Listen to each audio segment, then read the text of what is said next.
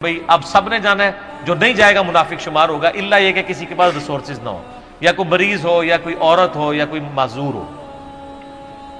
منافقین آگے بہانے کر رہے تھے، کچھ سادہ لوگ مسلمان بھی اس کا حصہ بن گئے۔ بخاری مسلم میں 3 اصحاب کی توبہ کا واقعہ بھی موجود ہے، وہی میری ویڈیو ریکارڈڈ ہے۔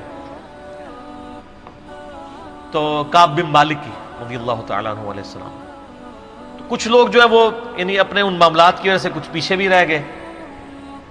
تو المستدل الحاکم میں آتا ہے کہ صحابہ کرام کہتے ہیں کہ ہم نبی علیہ السلام کے ساتھ سفر پہ نکلے نا جب، تو نبی علیہ السلام کو آ کے کوئی بتاتا تھا، کہتا تھا یا رسول اللہ وہ جو فلاں بندہ تھا نا وہ بھی کوئی نہیں آیا، پیچھے رہ گیا۔ تو آپ علیہ السلام پرواہ نہیں کرتے تھے۔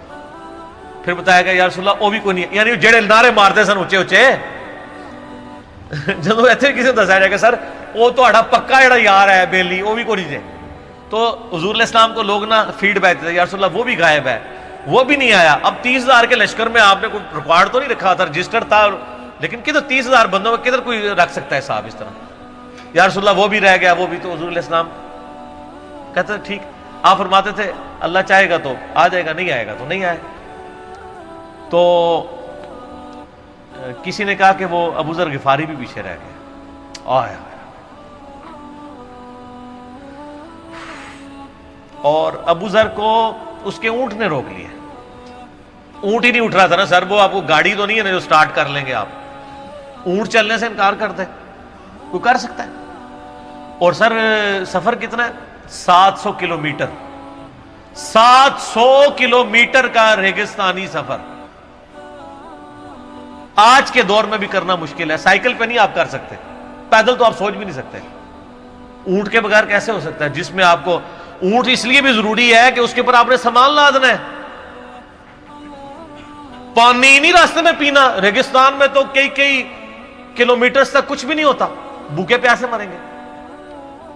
پھر آپ قافلے سے بھی جدا ہیں۔ تو ابو ذر غفاری کوشش کرتے رہے کس طریقے اونٹ، اسی دوران قافلہ نکل گیا آگے، تو وہ اونٹ اٹھا ہی نہیں ہے، تو حضرت ابو ذر غفاری نے اپنا سامان اپنی پیٹھ پہ لاد لیا، پیدل چل پڑے ریگستانی سفر میں۔ حاکم کی روایت ہے کہ ہم نے دیکھا دور سے ایک اکیلا شخص آ گیا جس کی پیٹھ کے اوپر بورا لدا ہوا ہے۔ تو نبی علیہ السلام کی آپ محبت دیکھیں، آپ نے فرمایا کہ تو ابو ذر ہو جا، یعنی جو آنے والا شخص ہے تو ابو ذر ہو، یعنی حضور نے خواہش کا اظہار کیا۔ آپ کو نظر تو نہیں آ رہا تھا یہ کون آ رہا ہے، آپ کی محبت، آپ کو پتا تھا ابو ذر غفاری نہیں رہ سکتا پیچھے۔ تو صحابہ کہتے ہیں آپ نے فرمایا تو ابو ذر ہو جا، تو صحابہ کہتے ہیں تھوڑی دیر بعد جب وہ قریب آئے تو ہم نے پہچان لیا ابو ذر غفاری ہیں۔ تو جب ہم نے پہچان لیا نا تو حضور علیہ السلام نے ان کے پہنچنے سے پہلے آپ نے فرمایا ابو ذر کو دیکھو اکیلا آ رہا ہے، اکیلے ہی دنیا سے جائے گا اور قیامت الدن بھی اکیلا اٹھایا جائے گا۔ دنیا سے کیا کہہ رہے گے؟ صحیح بخاری میں آتا ہے کہ حضرت عثمان غنی رضی اللہ عنہ کے دور میں چکے، یہ اس حدیث کا بھی کچھ حصہ باقی ہے، میں بعد میں بیان کروں، پہلے میں اس کو کنکلوڈ کر لوں کہ صحیح بخاری میں آتا ہے کہ حضرت ابو ذر غفاری شام چلے گئے تھے، وہاں پہ چونکہ گورنر تھے حضرت معاویہ رضی اللہ تعالیٰ عنہ،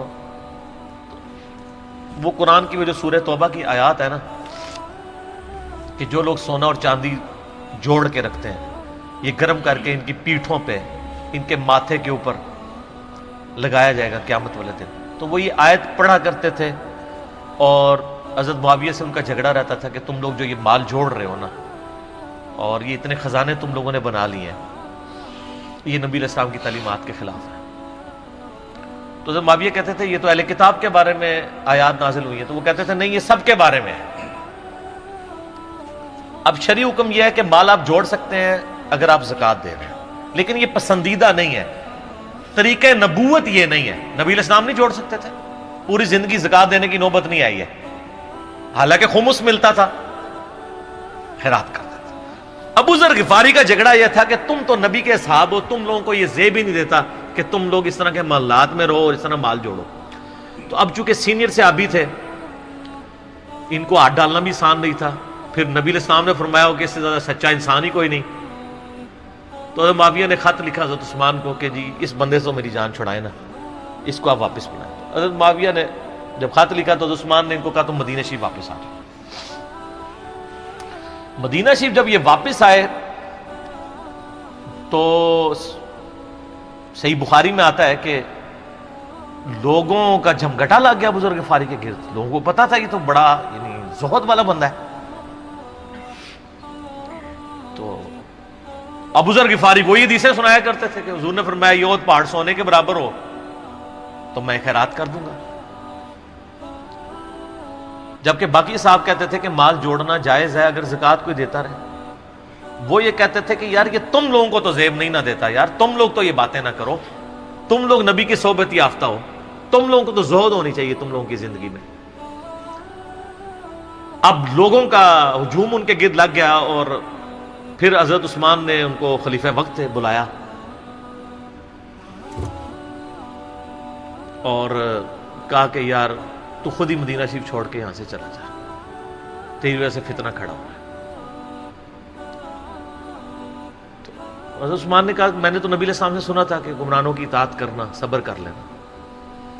تو ایک زبدہ نامی کا ایک گاؤں تھا مدینہ شریف کے پاس، شہر سے ہٹ کے، تو وہ پھر وہاں پہ ہجرت کر گئے.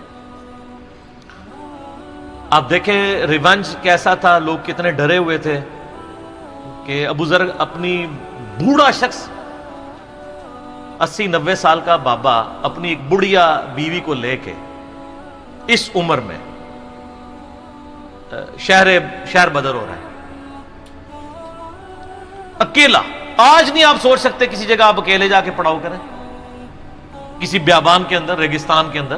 اس زمانے میں آپ سوچ رہے، آج کل بھی آپ مدینہ شریف کے گرد چلے جائیں تو آپ آنی ایک رات بھی نہیں گزار سکتے. تو کوئی شخص حضرت ابو ذر غفاری کو سی آف کرنے نہیں آیا سوائے حضرت علی کے، اور وہ بھی مدینے کی باؤنڈری تک آئے. ان کو پتا تھا ان کے سٹانس کے بارے میں، اور حضرت علی نے ان کو جب سی آف کیا تو کہا کہ میں چونکہ حکمران وقت کی اطاعت کا پابند ہوں، میں مدینے کی باؤنڈری سے باہر نہیں جاؤں گا. اگر مجھے کوئی اس طرح کا یعنی حکم اجازت مل جاتی تو میں تیرے ساتھ جاتا. ایران والوں نے حضرت علی علیہ السلام کے زندگی کے آخری 10 سال کے اوپر ایک فلم بنائی ہے، امام علی علیہ السلام. اس میں ابو ذر غفاری کے سارے واقعات انہوں نے فلمائے ہیں سر. دیکھنے والے جب مولا علی چھوڑنے آتے ہیں، پھر جو ان کی ڈیبیٹس ہوتی ہیں مدینہ شریف میں لوگوں کے ساتھ، وہ ساری انہوں نے ویڈیو میں فلما دی. پھر یہ چلے گئے وہاں پہ رہنا شروع ہو گئے. اب اس حدیث کی طرف واپس آ جائیں جو فرمایا آپ علیہ السلام نے اکیلے ہی مرے گا. تو ابو ذر غفاری، اس حاکم کی روایت میں آتا ہے ابو ذر غفاری کی موت کا وقت قریب آ گیا، صرف بیوی ہے پاس. بیوی نے رونا شروع کر دیا کہ حضرت آپ فوت ہو گئے، آپ کو کفن کون دے گا، آپ کو غسل کون دے گا، آپ کو دفنائے گا کون، میں عورت ذات کیا کر سکتی ہوں. حضرت ابو ذر نے کہا کہ نبی علیہ السلام سے میں نے سنا تھا کہ تو اکیلا مرے گا، پھر مسلمانوں کا ایک قافلہ وہاں سے گزرے گا جو تجھے کفن دے کے دفنائے گا اور جنازہ بھی پڑے گا. تو نے فکر نہیں کرنی، جب میں مر جاؤں تو میری لاش کو چوراہے پہ رکھ دینا، گزرگاہ پہ، جو یعنی مدینہ کی طرف راستہ آتا تھا گاؤں ایریا سے گزر کے. اللہ میرا بندوبست کر دے گا. وہی ہوا کہ ان کے مرنے کے بعد مسلمانوں کا ایک قافلہ دور سے آ رہا تھا. تو اسی مستقل حاکم کی حدیث میں آتا ہے کہ سر قافلہ بھی سنے پھر کون ہے، عبداللہ ابن مسعود رضی اللہ. ابو ذر غفاری بھی زہد کے امام، ابن مسعود بھی زہد کے امام، ابو درداء بھی زہد کے امام.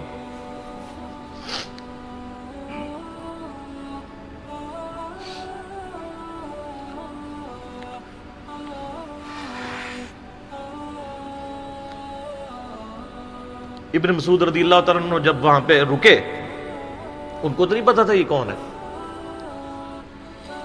تو انہوں نے کہا بی بی کیا وہ؟ ان کا میرا خامند مر گیا ہے. ان کا یہ کون ہے؟ تو انہوں نے کہا ابو ذر غفاری. عبداللہ ابن مسعود کی چیخ نکل گئی, چیخ ماری انہوں نے. ان کا واہ. اللہ کے نبی نے فرمایا تھا کہ ابو ذر اکیلا آ رہا ہے تبوک کے موقع پہ, دنیا سے بھی اکیلا جائے گا, اور قیامت الدن بھی اکیلا اٹھایا جائے گا. یعنی اب اسی سرزمین سے ہی اس نے اٹھنا ہے نا, ہر بندے نے اپنی قبر سے اٹھنا ہے. یعنی وہ مسلمانوں کے قبرستان میں بھی دفن نہیں. ایک یہ جو مزار کی رٹ لگائے پھرتے ہیں, میں ان سے پوچھتا ہوں تمہارے بابوں کی کیا اوقات ہے؟ ابو ذر غفاری کا مزار دکھاؤ کدھر ہے. جو اس روئے ارض پہ نیلی چھتری کے نیچے سچا ترین انسان جس کو اللہ کے نبی کہہ رہے ہیں, اس کا کوئی مزار نہیں ہے. غریب المطنی میں مرا ہے, اس کی قبر بھی ایسی جگہ ہے جہاں مسلمانوں کے پاس قبریں بھی کوئی نہیں ہے.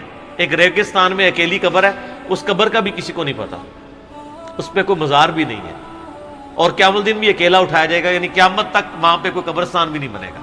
ظاہر نبی علیہ السلام کی یہ بھی خبر ہے, تو کیا وہ ناکام ہو گیا اگر مزارات ہی دلیل ہے کامیابی کی؟